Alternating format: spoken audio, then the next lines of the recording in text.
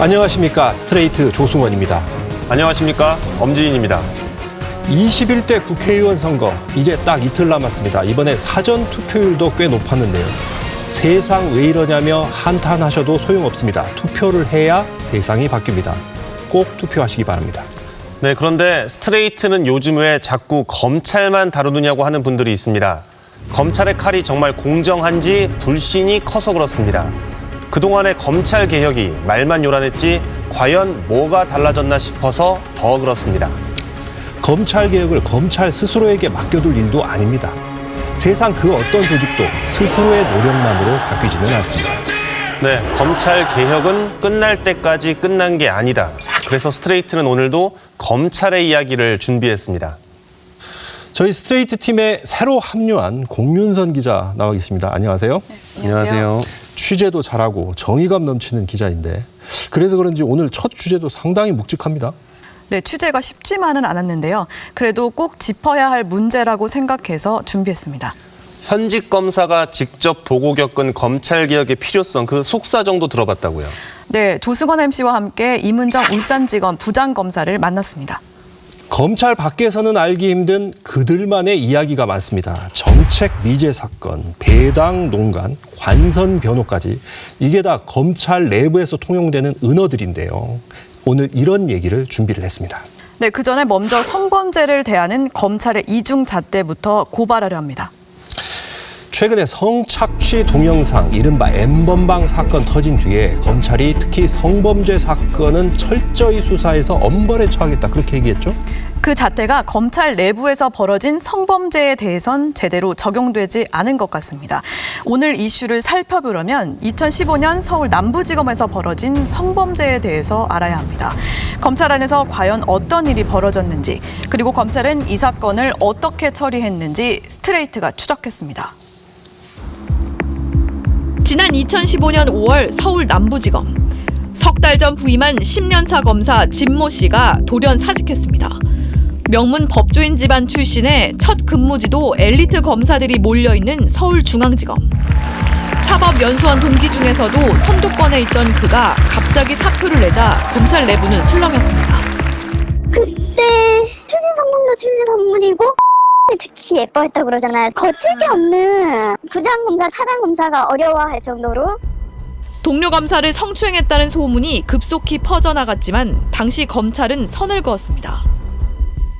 지난주부터 그 얘기가 돌아 확인해보니 감찰은 모른다고 했다. 알아보니 위에 있는 부장검사와 사이가 안 좋아서 나간 거라 하더라. 같은 달 남부지검에서 사직서를 낸 검사는 한 명 더 있었습니다. 김모 부장검사. 김 부장검사는 명예퇴직을 신청해 퇴직금 2억여 원을 받고 검찰을 떠났습니다. 대한민국 검사로서 좌고우면하지 않고 오로지 정도만을 걷기 위해 노력했던 시간들이었습니다. 여러분 덕분에 너무 행복한 시간들이었습니다. 영원히 잊지 않겠습니다. 그의 마지막 인사엔 140개가 넘는 댓글이 달렸고 후배 검사들은 큰 아쉬움을 표시하며 환송했습니다. 정기 인사철도 아닌 때 한 검찰청에서 그것도 잘 나가던 엘리트 검사 2명이 잇따라 사직한 이유는 무엇일까? 사건의 내막이 알려진 건 이로부터 3년 뒤입니다. 2018년 1월 미투 운동을 촉발시켰던 서지연, 당시 통영지청 검사의 내부 고발. 여전히 떠올리기는 굉장히 힘든 기억입니다. 그동안 감춰졌던 검찰 내 치부가 현직 검사의 육성으로 만천하에 드러났습니다. 성추행, 성희롱뿐만 아니라 사실은 성폭행도 이루어진 적이 있으나 전부 비밀리에 덮고 파문은 걷잡을 수 없이 확산됐습니다. 사안을 엄중하게 인식하고 있습니다. 그 결과에 따라 상응하는 응분의 조치를 취하고 현직 여성지검장이 조사단장에 임명됐고 검찰은 뒤늦게 내부에서 벌어진 성폭력 사건들에 대해 전면 조사에 착수했습니다. 그리고 석 달 만에 전현직 검사 3명과 검찰 수사관 3명의 성범죄 혐의가 드러났습니다. 후배 검사 등을 강제 추행한 수도권 지청 부장검사를 구속 기소한 것을 비롯하여 전직 검사 및 현직 수사관 등 6명을 기소하였습니다. 이때 조사단이 기소한 검사 3명 중 2명이 바로 2015년 남부지검에서 돌연 사직했던 두 사람입니다. 먼저 김모 전 부장검사. 김 부장검사의 추행은 상습적이었습니다. 러브샷을 하자면서 피해자 제이를 끌어안고 볼에 자신의 입술을 가져다 댔다. 건배를 하고 술을 마시려다 참 안주를 안 먹었네라며 피해자 L의 손등에 입을 맞추었다. 식당과 노래방, 단란주점, 회식 때마다 추행은 반복됐고 피해자들도 여럿이었습니다. 김 씨는 결국 업무상 위력 등에 의한 추행죄로 벌금 500만 원을 선고받았고 유죄로 확정됐습니다. 진모 전 검사의 혐의는 더 심각합니다. 후배 검사들에게 수차례 언급하기도 힘든 성폭력을 저질러 당시 조사단이 구속영장을 청구하기도 했습니다. 피해자가 여럿인데 왜 그러셨던 겁니까? 구속영장은 기각됐지만 진 검사는 1심에서 강제추행죄로 징역 10월에 실형을 선고받았습니다. 진 전 검사는 재판에서 합의하에 이루어진 관계라고 주장했지만 1심 법원은 이를 인정하지 않은 겁니다. 이 사건은 현재 항소심이 진행 중입니다. 이런 중대 범죄를 저지른 검사들에 대해 당시 검찰은 아무런 징계도 내리지 않았습니다. 김 부장검사는 검찰을 나온 그해 바로 변호사 사무실을 차렸습니다. 변호사법은 해임이나 면직의 징계를 받을 경우 2, 3년간 변호사 개업을 할 수 없도록 규정하고 있지만 김 부장검사는 이를 피할 수 있었습니다. 변호사 사무실만 서울이 아닌 광주광역시를 택했을 뿐입니다. 변호사 등록이 서울은 엄격한 거예요. 서울은 워낙 변호사 시장이 경쟁이 심하니까 문제 있는 사람은 다 안 받으려고 그러니까 광주에 가서 변호사 개업을 한 거고요. 스트레이트는 김 전 부장검사의 입장을 듣기 위해 변호사 사무실을 찾아갔습니다. 하지만 사무실 직원은 취재에 응하지 않겠다는 답만 전했습니다. 2015년 남부지검 사건 관련해가지고 여쭤보려고 하는 거니까요. 변호사님 얘기가 나가니까 그 해당자에 대한 얘기 듣는 게 맞잖아요. 취재를 안 한다고요. 제가 그런 거 안 해요. 진 전 검사 역시 2015년 징계 없이 검찰을 떠났습니다. 로펌에 들어가거나 개인 사무실을 열진 못했지만 한 대기업의 법률 담당 임원으로 취업했습니다. 변호사 등록, 평판 조사나 이런 거 다 해보니까 자기가 변호사 등록이 안 될 것 같으니까 그냥 들어간 거죠. 그렇다면 2015년 당시 두 검사의 사표를 수리한 검찰은 이들의 이런 성범죄 사실을 몰랐던 걸까? 2018년 검찰 진상조사단은 그동안 알려지지 않았던 사실 하나를 공개했습니다. 가해자를 조사했습니까? 감찰 자체가 진상 확인 단계에서 중단된 것입니다. 2015년 대검찰청 감찰본부에서 두 검사의 성비위 건에 대해 이미 진상을 확인했었다는 얘기입니다. 피해 검사들이 감찰 조사관에게 피해 사실도 진술했는데 아무런 처벌도 이루어지지 않았다는 것. 이해할 수 없는 감찰 중단과 사표 처리로 적당히 무마했다는 검찰 수뇌부의 축소 은폐 의혹에 대한 논란이 확산됐습니다. 책임을 물어야 한다는 목소리가 현직 부장검사에게 나왔습니다. 울산지검 임은정 부장검사였습니다. 임 부장검사는 2015년 성폭력 사건 발생 당시 검찰의 수장이었던 김진태 전 검찰총장과 김수남 전 대검차장, 오세인 전 남부지검장, 이준호 전 대검 감찰본부장과 감찰 실무를 맡았던 검사들까지 모두 6명을 직무유기 등의 혐의로 고발했습니다. 판결까지 나오고 이렇게 내부 사건이 너무 다 드러나서 이 정도면 진모 검사와 김모 부장을 기소하지 않냐. 당시 대검 감찰이 직무유기가 명백하다라는. 김 전 총장 등 당시 수뇌부가 가해 검사의 범행 내용과 감찰 중단, 불입건 계획을 보고받고도 이를 그대로 용인한 것은 명백한 직무유기라는 겁니다. 감찰을 담당했던 검사들 역시 범죄 혐의가 있을 경우 수사를 해야 한다는 형사소송법을 위반한 책임이 있다는 게 임 검사의 주장입니다. 이때가 2018년 5월이었습니다.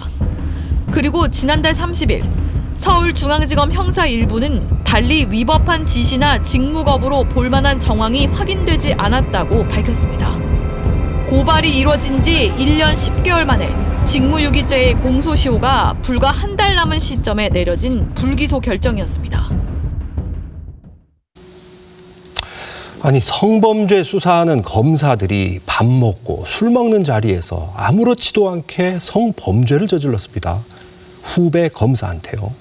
그것도 한두 번이 아니었습니다. 2016년 5월에 서울 남부지검에서 한 젊은 검사가 스스로 목숨을 끊는 일이 발생했습니다. 첫 부임지에 온 지 1년 2개월 만이었는데요. 기억이 납니다. 과도한 업무, 그리고 상관의 폭언, 심지어 폭행까지 있었습니다. 그런데 문제의 성추행 부장검사의 판결문을 보면 이 신임 검사의 이야기가 나옵니다. 처음 발령받은 이 검사의 눈앞에서 버젓이 부장검사의 성추행이 저질러졌다는 겁니다. 식당과 노래방에서요. 사회 정의를 실현해 보겠다면서 어렵게 검사가 됐는데 첫 회식에서 마주친 현실은 성추행, 그리고 동료들의 침묵이었습니다. 비극적인 선택에 어떤 영향을 줬는지는 모르겠습니다만 당시 이 검사가 느꼈을 좌절, 그리고 실망 매우 컸을 겁니다. 2차, 3차 피해를 우려해 방송에서는 구체적으로 안 보여드렸지만 두 검사의 범행은 말로 옮기기 힘들 정도로 심각합니다. 더구나 검찰은 이들 문제의 검사들을 바로 수사하지도 징계하지도 않았습니다. 그래서 바로 사표를 내고 퇴직을 해서 변호사가 되고 대기업 임원이 됐습니다. 이렇게 되면 이 성범죄가 단지 개인의 일탈을 넘어서 방관과 묵인, 조직적인 문제로 커지는 거 아니겠습니까? 뒤늦게 진상조사를 해서 형사처벌을 받기는 했습니다. 정확히는 성범죄가 있고 3년이 지나서야 재판에 넘겼습니다. 그래서 처음부터 사건을 축소하고 은폐한 거 아니냐면서 현직 검사가 당시 수뇌부를 고발까지 했는데요. 결론이 아무 문제가 없다, 이렇게 나왔습니다. 네, 그건 고발하고 2년이 지나서야 결론이 그렇게 났습니다. 당시에 제대로 살펴본 건지 봐준 건지 그걸 따지는데 5년이나 걸렸습니다. 더구나 직무유기 혐의의 공소시효, 그러니까 재판에 넘길 수 있는 시한이 이달이면 끝납니다. 검찰이 시간만 질질 끌다가 덮는다는 비판이 나오는 이유가 바로 여기에 있습니다. 그래서 검찰 수뇌부의 결정은 과연 문제가 없었는지 따져보려 합니다. 검찰의 불기소 결정서를 스트레이트가 입수했습니다. 정말 문제 없습니까? 당시에 조사 제대로 했습니까? 우려하시는 대로입니다. 피해자들의 의견을 반영했다, 규정을 지켰다는데 미심쩍은 일이 한둘이 아닙니다. 피해자들의 초기 증언을 담은 녹취까지 사라졌다고 합니다. 어디서부터 잘못됐는지 지금부터 하나하나 짚어보겠습니다. 검찰의 조직적인 성범죄 은폐 의혹에 대한 서울중앙지검의 불기소 결정 일주일 뒤, 스트레이트는 임은정 울산지검 부장검사를 서울 상암동 MBC에서 만났습니다. 임 검사는 피해자의 의사를 고려한 조치였기 때문에 당시 검찰 수뇌부와 감찰 담당자에게 책임을 묻기 어렵다는 검찰의 이번 발표에 격분했습니다. 가해자들이 아무 잘못이 없는 것처럼 나가서 전검 변호사라서 큰 돈을 벌고 명예롭게 행동하는 걸 보면서 피해자들이 응어리가 풀리겠습니까? 그건 정의가 아니잖아요. 피해자를 진정 위한다고 한다면 신속하게 수사를 했었어야지 신속하게 사건을 덮어서는 안 됐습니다. 스트레이트는 김진태 전 검찰총장 등에 대한 서울중앙지검 형사 1부의 불기소 결정서를 단독 입수했습니다. 결정서엔 피의자들의 주장과 불기소 사유가 상세히 담겼습니다. 2015년 성폭력 사건을 조사하고도 덮었던 건 전적으로 피해자들의 의사를 존중했기 때문이라는 게 검찰 주장의 핵심입니다.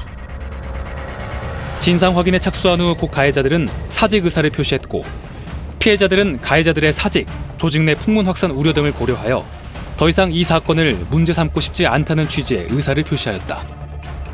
피해자들이 원치 않아서 진상 확인을 종결했고 징계도 수사도 하지 않았다. 그러니 직무유기라고는 볼 수 없다는 겁니다.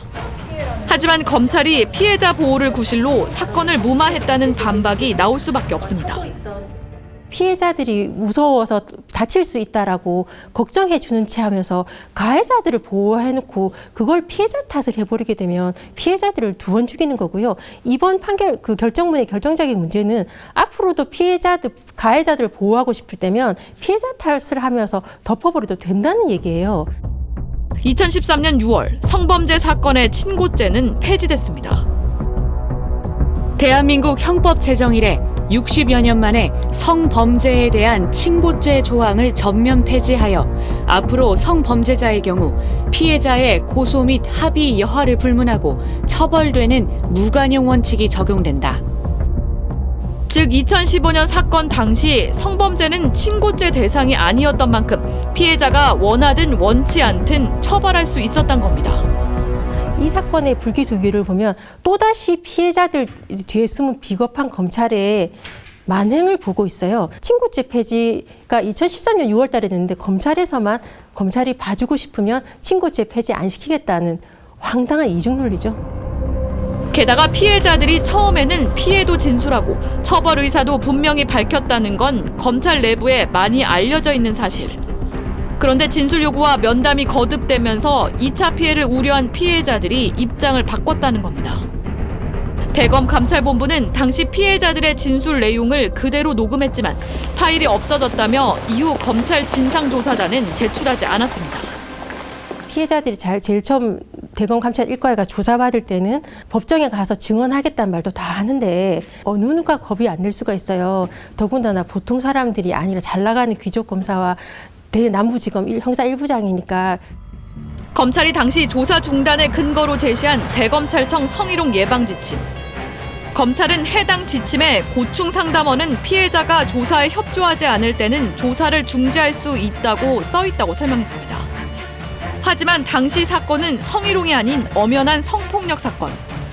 또 성희롱 고충 상담이 아니라 대검 감찰본부가 직접 조사한 감찰이었습니다. 성희롱 고충 상담과 성폭력 감찰과 수사는 전혀 다른 개념이죠. 이건 경강부에도 저런 경강부회가 없어서 검사가 모르고 저렇게 불기소장 썼다고 생각지는 않고요. 허위 공문서 작성한 게 아닌가 싶습니다. 검찰 공무원 징계 기준에도 김 전 부장검사와 진 전 검사의 성폭력은 해임의 중징계가 요구되는 사안입니다.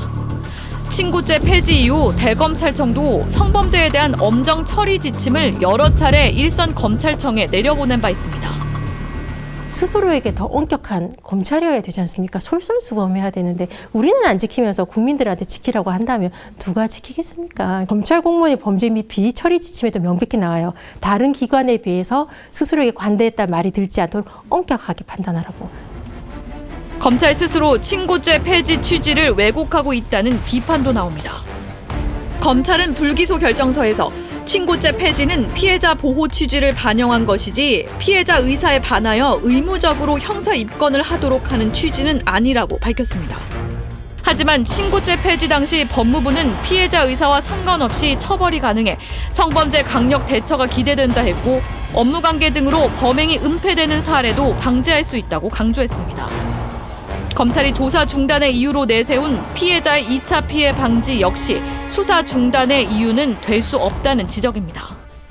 책임을 피해자에게 돌리지 않기 위해서 친고죄를 없앤 것인데 사실은 자기들이 더 이상 이 사건을 수사하고 싶지 않고 더 이상 안 하겠다라고 결정을 한 것인데 그것을 마치 피해자를 보호하기 위해서고 피해자의 의사를 존중하기 위해서다라고 함으로써 모든 문제 해결의 책임을 다시 피해자에게 돌려버렸다는 점이 굉장히 문제라고 생각합니다. 스트레이트는 고발 대상이 된 당시 검찰 수뇌부의 입장을 들어보기로 했습니다. 먼저 당시 최고 결정권자였던 김진태 전 검찰총장. 수차례 연락했지만 아무 답변도 듣지 못했습니다. 아, 네, 저 전화드렸던 MBC 공윤성 기자인데요.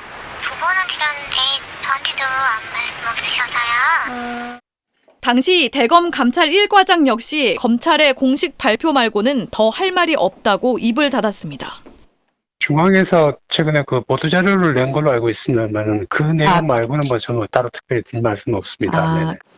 사건이 발생한 남부지검의 수장이었던 오세인 변호사도 답을 피했습니다. 뭐 특별히 드릴 말씀은 없습니다.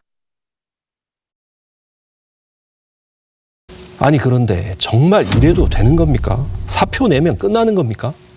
조사가 진행되면 악성 소문이 퍼질까 봐 피해자들이 그것도 검사들이 두려워했다는 거잖아요.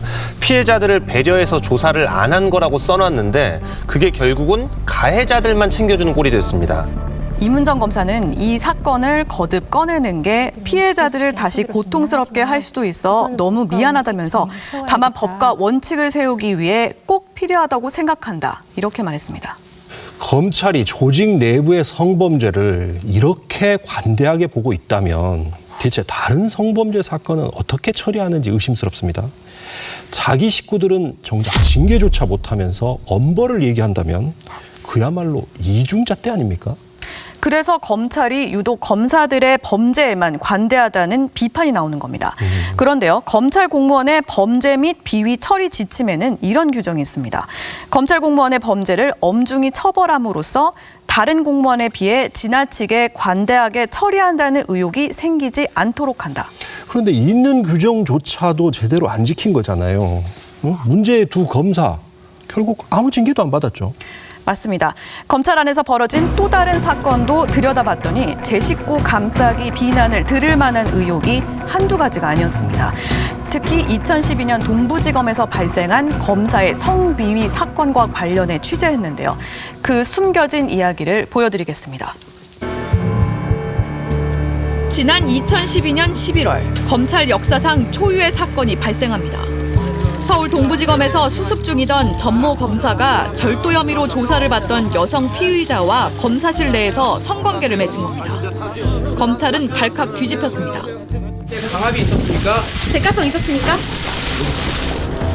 당시 검찰은 희대의 사기꾼 조이팔에게 뇌물을 받은 김광준 검사 사건으로 이미 여론의 질타를 받고 있던 시기였습니다. 전 검사는 긴급 체포됐고 검찰은 전 검사에게 뇌물수수 혐의를 적용해 기소했습니다.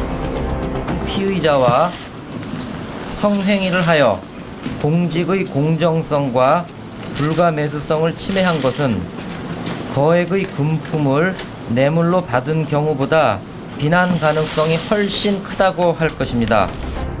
하지만 검찰은 소위 뇌물 제공자는 처벌하지 않았습니다. 검사와 피의자가 맺은 성관계를 뇌물로 보는 것이 맞냐는 논란이 일었습니다. 자기가 조사하고 있는 바로 그 사건의 피의자 여성, 그리고 그 여자한테 이거는 징역 3년감인데 이렇게 얘기를 하고 합의를 종용을 하고 이런 상황에서 성관계가 이루어졌는데 그게 뇌물이라고요. 법원은 이후 재판에서 전 검사의 뇌물수수 혐의를 인정했고 징역 2년을 선고했습니다. 검사와 피의자와의 성관계를 뇌물로 인정한 첫 판례였습니다. 그런데 문제는 이뿐만이 아니었습니다. 성추문 피해 여성의 사진이 유출돼 인터넷에 급속도로 퍼진 겁니다. 경찰이 수사에 착수했는데 놀랍게도 최초 유출지는 검찰이었습니다. 당시 의정부지검의 한 검사가 실무관에게 해당 여성의 주민번호를 알려주며 사진을 구해오라 지시했고 이렇게 사진 파일이 만들어진 뒤 외부 유출이 시작된 겁니다. 혐의 인정하십니까? 사진 인정하셨어요? 인정하셨습니까? 사진 왜 유출했습니까? 촬영하지 마, 혐의 인정하세요? 당시 내부 수사망을 통해 피해 여성의 사진을 검색한 사람은 24명. 모두 검찰 직원이었습니다. 도대체 얼마나 예뻐서 그런 거야? 이제 그런 말이 돌아버린 거죠. 그러니까 이제 그 호기심 때문에 다들 그 검찰 전산망 자료를 그거를 열어본 거죠. 국민의 인권을 보호해야 할 검찰이 오히려 2차 피해를 양산한 것. 검찰은 당시 경찰의 수사에도 비협조적이었습니다. 대검 감찰본부로부터 24명의 대상자에 대한 범죄 혐의를 입증할 만한 자료를 요청했으나 일체 내 외부 전송은 없다는 답변을 회신했으며 경찰의 자료 요청에 소극적이던 검찰이 막상 최초 유출자로 검찰 직원이 지목되자 자신들이 먼저 유출자를 공개하는 일도 있었습니다. 최초에 유포한 사람이 검찰 직원인 걸 찾으니 기다렸다는 듯이 대검 감찰에서 본인들이 처리 중이다라는 내용을 배포를 합니다. 그런데 그 불빛 자료는 저희들이 수사 협조를 그렇게 요청을 해서도 한 번도 주지 않은 자료였어요. 그리고 당시에 서초경찰서에서는 수사 방해로 이렇게 열릴 수밖에 없던 거였습니다. 처벌 역시 미미했습니다. 사진 유출에 직접 관계된 검사 2명과 실무관 1명만 벌금형에 약식 기소했습니다. 내부 징계 역시 약식 기소된 검사 2명은 감봉 6개월, 수사 자료를 무단으로 검색한 검사 3명은 견책에 그쳤습니다. 사진이나 수사 자료 검색에 연루된 나머지 검찰 직원 20여 명은 징계가 아닌 총장 경고만 받았을 뿐입니다. 당시 징계를 받은 검사들은 이후 서울중앙지검을 오가며 여전히 건재하고 이 가운데는 현재 반부패 부장으로 승승장구한 고위급 검사도 있습니다. 인권을 보호하는 것을 목적으로 하는 수사기관의 관계자가 이런 행위를 했을 때에는 일벌백계 하는 것이 필요하다고 생각해요. 사실 수사기관에서는 개인정보를 침해할 만한 자료들을 일상적으로 보유할 수밖에 없거든요. 내부 성비 문제와 관련해 검찰의 제 식구 감싸기는 어제 오늘 일이 아닙니다. 지난 2013년 12월 서울중앙지검 2차장은 술자리에서 여기자들을 성추행했지만 경고에 그쳤고 2015년 후배 여검사의 손등에 입을 맞추는 추행을 한 부장검사 역시 경고로 끝났습니다.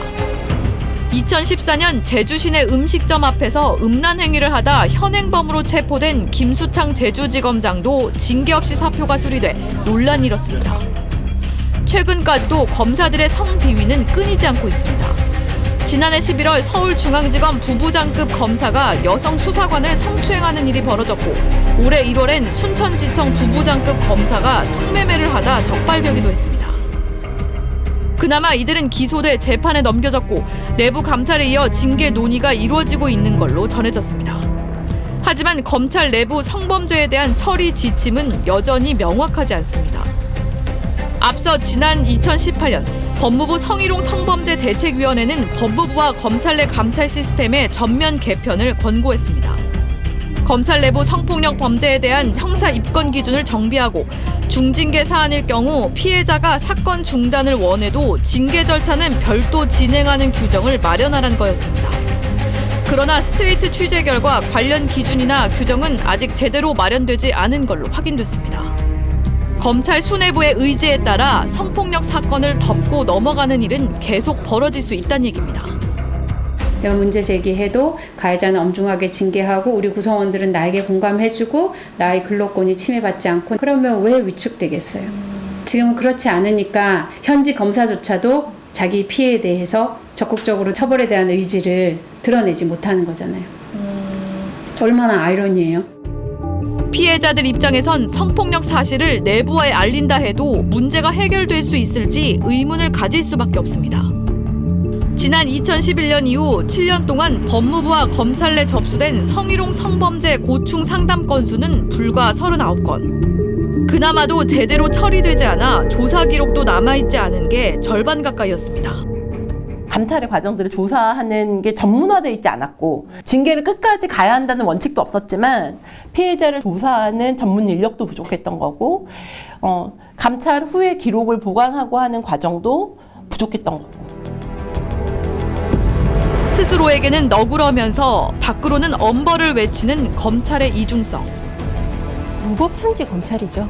성폭력 사건을 덮을 수 있다는 건 그것도 성폭력 사건을 수사하고 엄벌하는 지금 N번방 사건에서 검찰이 수사하지 않습니까? 기소하지 않습니까? 그런 사건을 한 검찰 내부에 엄청난 성폭력이 처벌받지 않는다는 건 정말 심각한 거죠. 검찰 안에서 이런 엄청난 일이 벌어졌는데 검사란 사람들은 여성의 사진을 돌려봤습니다. 성 관련 사건을 대하는 검찰의 인식, 성인지 감수성이 어느 수준인지를 잘 보여주는 것 같습니다. 사진이나 수사 자료를 들여다본 검찰 직원 중에는 특히 현직 검사가 10명이나 포함되어 있었는데요. 지역도 다양합니다. 서울 북부지검에 대구지검에 청주지검까지. 그런데 그중 징계를 받은 검사는 단 5명뿐이었습니다. 검찰의 징계가 너무 느슨하다는 지적이 나오는 게 꼭 이 사건뿐만이 아닙니다. 길거리에서 음란 행위한 검사 징계 안 받았고요. 여기자 성추행 혐의 받은 검사 감찰본부장 경고인데 경고는 정식 징계도 아닙니다. 이분들 지금 다 나와서 변호사 활동하고 있습니다. 멀리 갈 일도 아닙니다. 김학의 전 차관 보세요. 동영상에 버젓이 얼굴이 그렇게 찍혀 있는데 검찰이 애초에 제대로 수사도 안 했습니다. 징계도 안 했습니다. 이분도 지금 변호사입니다.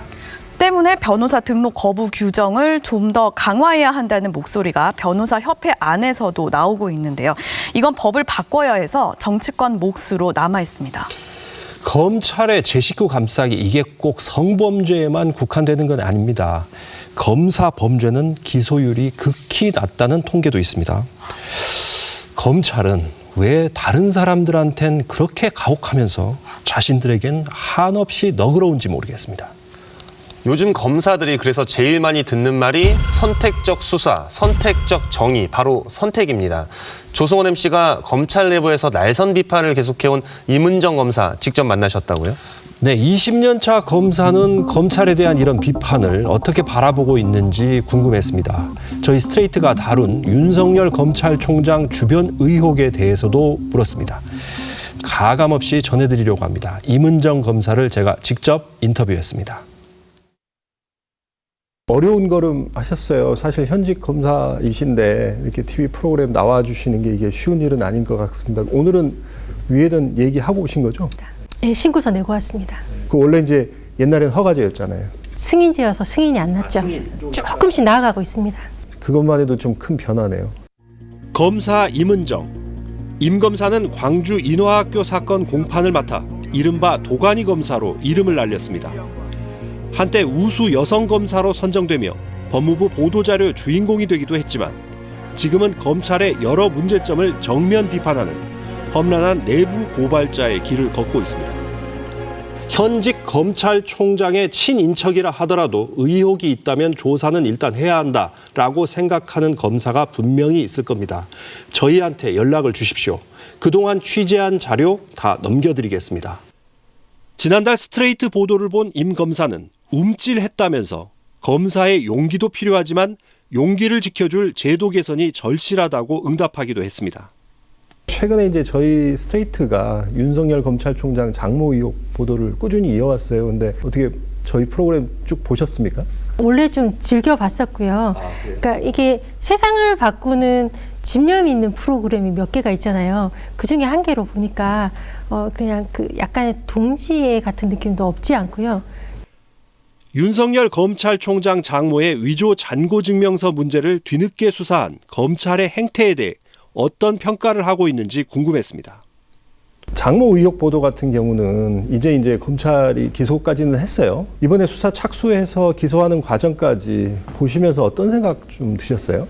동병상련이 아픔이죠. 그것도 뭐 검찰에서 캐비넷에 장기간 방치됐던 사건이지 않습니까? 캐비넷에 계속 방치돼 있다가 방송 나오니까 바로 조사를 들어가잖아요. 만약에 그 장모 사건을 기소를 한다면 그 현직 검찰총장 장모도 기소하는데 재고발 사건도 조금 기소해주지 않을까라고. 임은정 부장검사가 고발했다는 사건. 바로 2015년 검찰 간부들의 성폭력을 수뇌부가 조직적으로 축소 은폐했다는 의혹을 말합니다. 임 검사는 당시 검찰총장을 포함해 자신이 고발한 사건의 당사자들도 법의 심판을 받지 않을까 하는 일말의 희망을 가졌지만 역시나 기대는 물거품이 됐습니다. 제가 검찰의 자정 능력이 솔직히 없다고 좀 현실적으로 인정할 건 인정하고 체념할 건 체념하고 현실을 직시해야지 세상을 바꿀 수 있잖아요. 법원을 통해서 검찰개혁을 강제 집행하겠다는 마음으로 재정 신청을 염두에 두고 고발장을 낸 거니까요. 검찰의 불기소 처분이 타당한지 재정 신청을 통해 법원에서 직접 판단을 받아보겠다는 뜻입니다. 이제 자정 능력은 좀 힘들다 이렇게 보신 거죠? 그렇죠. 20년 경력 부장검사는 왜 이런 판단을 하게 된 걸까? 임 검사는 초임 검사 시절 얘기를 꺼냈습니다. 이상하다. 성폭력, 성매매 다 있는데 검사들이 성매매하러 나가니까 이상하잖아요. 2001년 초임 때 선배들한테 들었던 두 가지 충격적인 말이 있는데 하나가 뭐였냐면 후배들 초임들 앉혀놓고 선배가 말해요. 고문을 말을 하면 사람들이 거짓말을 할 것 같냐고 자신에게 불리한 진실을 이야기하게 된대요. 그때 제가 너무 놀랐어요. 이상하다. 이거 독직폭행인데 지금 무슨 소리야? 근데 2002년도에 서울 지방검찰청에 사람이 죽어나가잖아요. 그때까지 고문이 있었던 거라 그게 너무 놀랐었고 그다음에 선배들이 변호사들한테 뒷돈 받는 것에 대해서 주저를 안 해요. 뒷돈을 좀 정확히 좀 받더라도 그 사람들 사건을 좀 봐주고 그 뒷돈으로 수사를 해서 거악을 척결하면 검사로서 더 큰 보람 있는 일을 한대요. 그래서 그 말에서 내가 납득이 안 되는 거예요. 죄의식이 없는 그런 사람들이 후배들을 가르치는 거예요. 빽 있고 힘 있는 사람들에 대한 수사. 그때마다 검찰 안팎의 압력은 여전한데 이때 검찰 내부 은어로 이른바 관선 변호사들이 등장한다고 합니다. 그런데 정관 변호사라는 용어 말고 관선 변호사라는 용어가 있어요. 관에서 붙여주는 변호사라고. 그 정관이나 누가 그 빽이 들어왔을 때 상급자 중에 간부들이 현직에 있는 관에서 붙여준 변호사 활동을 하시는 거예요. 그렇게 되면 뭐 중앙에서나 그 조사부나 뭐 강력부나 특수부에서는 위에서 불어오는 바람이 관선들이 여러 명 붙어버리면 바람의 방향이 일률적이지 않아서 수사 검사가 애를 많이 먹는다 이런 얘기는 뭐 현실적으로 좀 들리죠. 검찰 간부가 오히려 수사를 막고 사실상 피의자 변호인 역할을 한다는 설명. 임 검사는 자신이 직접 겪은 관선 변호사 얘기도 들려줬습니다.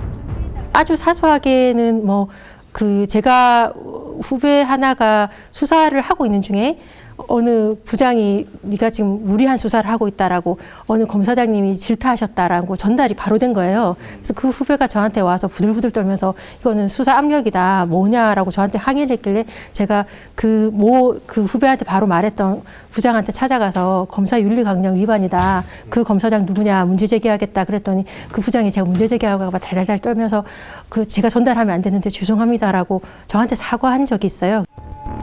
검사의 힘은 죄를 심판하는 데서 나오지만 반대로 수사를 안 해서 사건을 무마하고 덮어줄 수 있어서 더 세집니다. 선택적 정의, 선택적 수사 요새 그런 얘기를 많이 하지 않습니까? 근데 실제로 보면은 저는 그런 생각이 들어요. 그러니까 검찰이 가진 힘 중에 가장 큰 게 사실 그런 부분이 아닌가. 그러니까 자기가 하고 싶은 수사를 골라서 하고 싶은 만큼 하고 싶은 때 할 수 있는 그게 바로 검찰의 가장 큰 힘이 아닌가 그런 생각이 들더라고요. 검찰에서의 안에서 쓰는 은어가 정책 미제라고 합니다. 정책적으로 들고 있는 사건. 정책 미제 사건이라고 하는데요. 전국에 보면 각 검찰청의 중요 사건의 일부에 많이 가고요. 전국에서 가장 중요 사건이 많이 몰린 건 중앙이지 않습니까? 재고발 사건 같은 경우 중앙 일부에서 2년 들고 있었으니까요. 일부장실에 있는 사건들 몇 달, 심지어 1년, 2년, 저는 그나마 공소시효가 2년 만에 완성되려고 하니까 처리한 건데 경우에 따라 3, 4년도 가니까. 국민에게서 부여받은 검찰권, 스스로에게는 관대하고 누군가에는 가혹하게 이중 적용하고 책임도 지지 않는다면 검찰권을 행사할 자격이 없다는 게 그의 소신입니다. 압수수색을 해야지 정말 증거가 나오는데 검찰이 허락해주지 않으면 경찰을 할 수가 없거든요. 그러니까 이게 검찰에서는 압수수색 영장 지휘, 그러니까 내가 죽이고자 한다면 답하면 되는 거고 이건 덮어야겠다 싶으면 소명 부족이라고 하면서 경찰 영장을 꺾으면 되는 거고 그다음에 수사를 안 하면 증거가 없어서 기소를 못 하는 거고 수사를 했는데 증거가 안 나와도 기소해서 무죄 나면 되는 거고 책임을 지지 않는 조직이니까 이건 정말 무서운 것 같아요. 임 검사는 검찰 윗선이 마음대로 하는 자의적인 사건 배당 시스템에 대해서도 문제를 제기했습니다. 후배들을 통제하기 위한 수단으로 심지어 보복 배당까지 이루어진다고 합니다. 배당에서의 논간을 막으려면 중요한 사건, 민감한 사건 아무리 강직한 검사한테 주셔도 그 검사한테 한 달에 500건씩 주면요. 수사 제대로 못해요. 그러니까 배당으로 조져버리는 거라고 우리는 하는데 그렇게 되면 수사를 하게 할지 말지 수사를 제대로 하게 말지 배당권자의 손장난이 있습니다. 손기술이 들어가기 때문에 그걸 막으려면 공정해지려면 배당에서의 공정성은 있어야 되는 거죠. 어떤 사건은 특수부에 넘겨 융단 폭격식 수사를 하게 하고 비슷한 사건이라도 어떤 건 형사부로 넘기는 방식. 배당되는 부서만 봐도 수사의 향방을 대강 가늠할 수 있다고 합니다.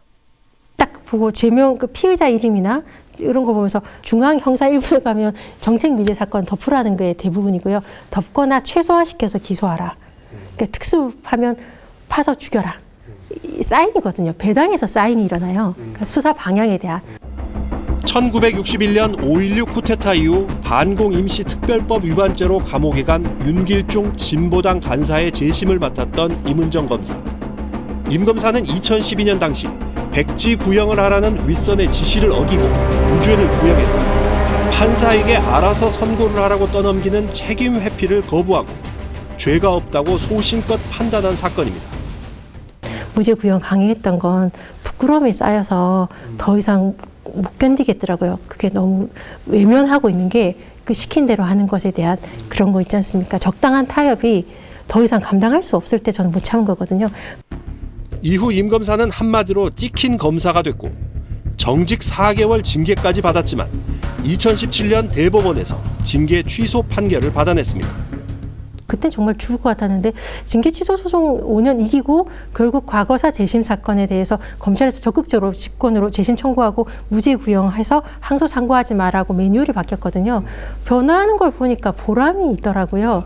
제가 아직 힘이 있으니까 조금 더 해보면 제 후배가 저만큼 힘들지 않을 거고, 그렇다면 검찰권 행사의 상대방인 국민들도 덜 힘들 거라고 확실히 들고 조금 자신이 생겼어요. 임 검사는 징계받을 당시 자신을 운동권 검사로 몰아붙이던 언론을 보면서 이른바 검언 유착을 실감했다고 합니다. 검찰이 개혁 안 되는 건 언론과의 협업이라고 생각하는데요. 그때 정말 황당했던 게 뭐였냐면 무죄 구형하고 나서 기자들이 위에 간부들 말을 받아 써서 저를 막무가내 검사, 얼치 운동권형 검사, 부끄러운 검사로 매도하거든요. 아니 근데 기자들이 법전만 뒤져봐도 그런 소리 못 하는데 무슨 기자들이 속기사의 역할을 하냐, 고위 간부들의 여기 좀 한심했었어요. 검찰이 검찰 개혁을 막는 검찰의 논리를, 방어 논리를 기자들을 통해서 펼치는 게 아닌가라는 생각. 정치 검사들이 검찰 내에 여전히 도사리고 있다는 지적. 정치 검사들이 걸러지지 않았어요. 정치 검사들이 인사 몇 번 보고 이번 정부에서도 검찰 개혁이 안 되겠구나라는 생각이 들었는데, 검찰의 간부들 상당수가 제가 느끼기엔 검사가 뭔지를 모르는 사람들이 상당수 위에 포진하고 있거든요. 검찰 스스로의 정화 능력이 고장났다고 진단하고 있는 만큼 공수처에 대한 기대감도 내비쳤습니다.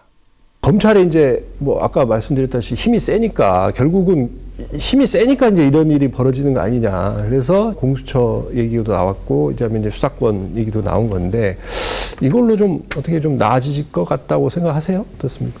없는 것보다는 훨씬 낫죠. 근데 다만 공수처가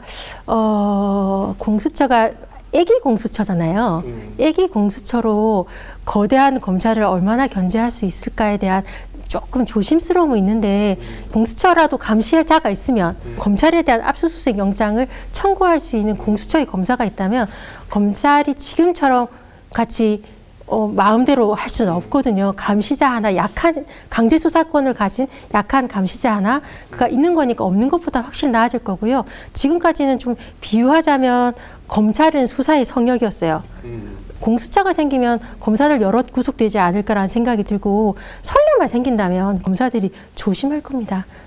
임 검사는 자신이 고발한 검사 성범죄 은폐 사건을 제대로 처리하지 않은 혐의로 윤석열 검찰총장을 공수처에 고발하겠다는 계획도 밝혔습니다. 임 검사는 자신은 또 다른 의미의 검찰 조직론자라고 말합니다. 등에 칼을 꼽는다 욕은 하지만 저도 검찰에 20년 몸을 담으면서 나갈 생각이 없는 사람인데, 저도 어찌 보면 검찰 조직론자입니다. 근데 제가 지키고자 하는 조직이 저들이 지키고자 하는 조직은 달라서 그렇지. 끝까지 조직에 남아 검찰다운 검찰을 만드는 데 힘을 보태겠다는 임 검사는 국민들의 채찍질과 함께 애정을 부탁했습니다. 검찰이 조직의 위로 올라갈수록 썩어 있고 이중잣대, 선택적 정의, 노골적인 게 현실입니다. 근데 이 검찰이 바로 서지 않으면 대한민국 정의는 바로 설 수 없어서 저는 포기하지 않는 거고요. 검찰 안에서 정의감이 없지 않은 검사들 많으니까 포기하지 마시고 검찰을 좀 비판해 주시되 애정을 조금 담아 주셨으면 좋겠고요. 저도 역시 포기하지 않겠습니다.